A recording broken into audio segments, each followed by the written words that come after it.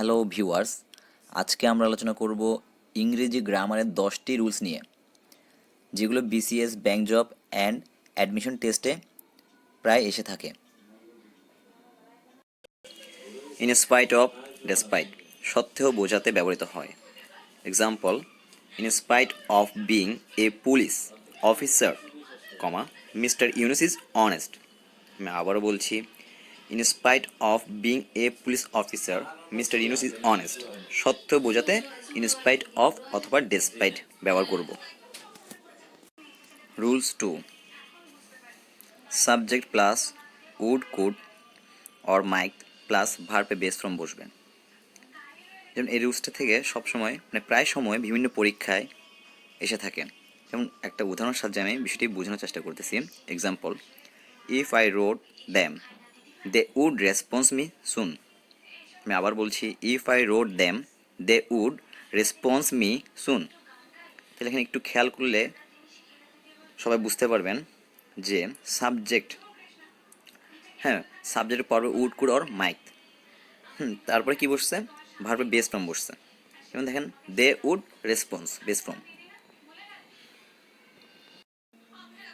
Rules 3, অতীতকালে কেউ কোনো কাজ করতে অভ্যস্ত ছিল কিন্তু বর্তমানে আর করে না, এমন বোঝাতে ইউজ টু ব্যবহার করা হয়।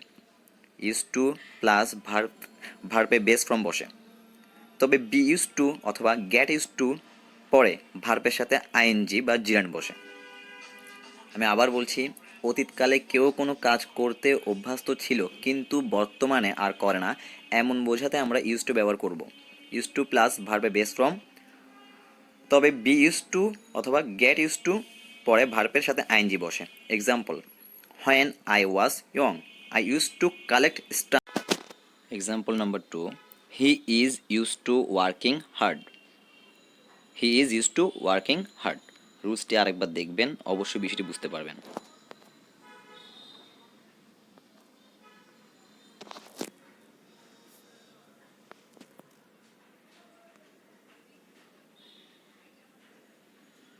রুলস 4, আমরা সবাই জানি যে প্রিপোজিশন প্লাস ভার্ব আসলে ভার্বের সাথে আইএনজি বা জিরান করতে হয়।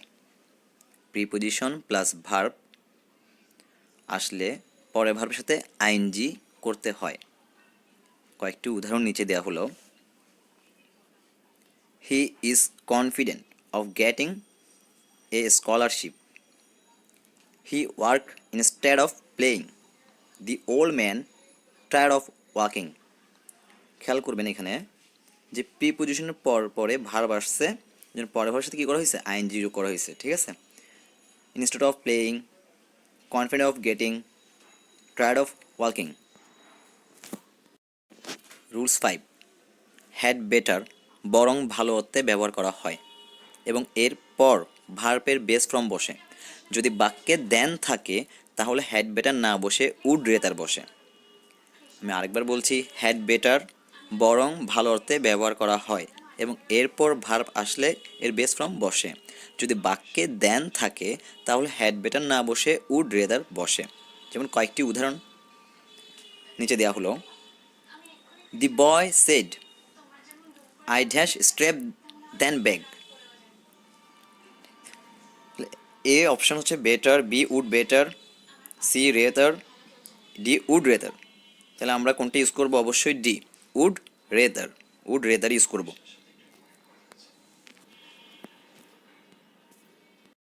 রুলস 6, কতিপয় নাউন যেগুলো দেখতে প্লুরাল কিন্তু সর্বদা সিঙ্গুলার ভার্ব গ্রহণ করে।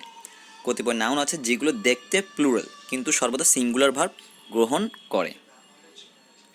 যেমন ethics, economics, physics, optics, innings, news, statistics. আমি আবার বলছি, ethics, economics, physics, optics, innings, news, statistics. একটা উদাহরণ নিচে দেওয়া হলো, no news dash good news. তাহলে উত্তর কোনটা হবে, যেহেতু নিউজ আছে তাহলে অবশ্যই অপশন এ হবে, ইজ হবে। এখানে 4টা অপশন দিলাম, ইজ, আর, ওয়াজ, ওয়ার। অবশ্যই কারেক্ট আনসার হবে এ। আশা করি বিষয়টি বুঝতে পেরেছেন। Rule 7, a number of plus plural noun plus plural verb. আমি আবার বলছি, a number of plus plural noun plus plural verb বসে। Example, a number of banks dash computers for their transaction. তাহলে এখানে কোনটা হবে? চারটা অপশন দিয়েছি, এতে হ্যাজ ইউজড, বিতে ইউজ, সিতে ইউজেস, ডিতে ইউজিং। অবশ্যই কারেক্ট আনসার হবে ইউজ, বি নাম্বার। কারণ a number of plus plural noun plus plural verb. তাহলে এই এক্সাম্পল একটু খেয়াল করুন আপনারা, যে a number of banks, a number of banks plural nouns, plus ভার্বটাও কী হবে? অবশ্যই প্লুরাল হবে। তাই কারেক্ট আনসার হবে বি নাম্বার, ইউজ।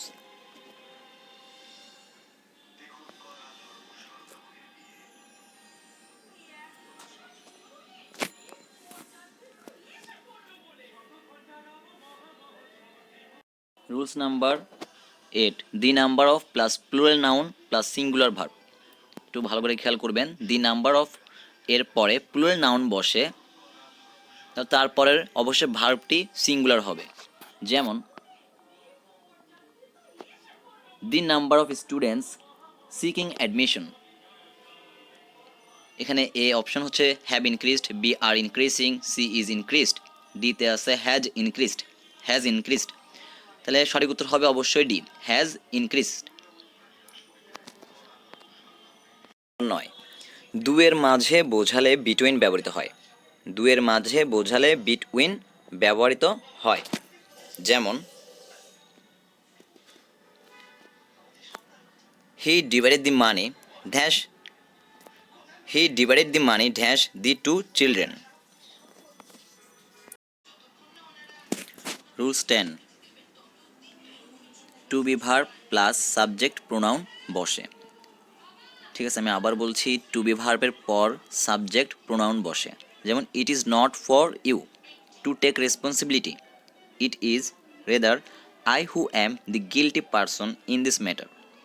আমি উদাহরণটা আবার বলছি, it is not for you to take responsibility, it is rather I who am the guilty person in this matter. এখানে সাবজেক্ট প্রোনাউন হচ্ছে কি? আই হু, আই হু অ্যাম, এটা পুরোটাই সাবজেক্ট প্রোনাউন। অবশ্যই আমাদের ভিডিওটি যদি ভালো লেগে থাকে আমাদের চ্যানেলটি সাবস্ক্রাইব করবেন, আমাদের পাশে থাকবেন। পরবর্তীতে আমরা আরও বিভিন্ন ধরনের রুলস নিয়ে আলোচনা করব এবং ভিডিও নিয়ে আসবো। ধন্যবাদ।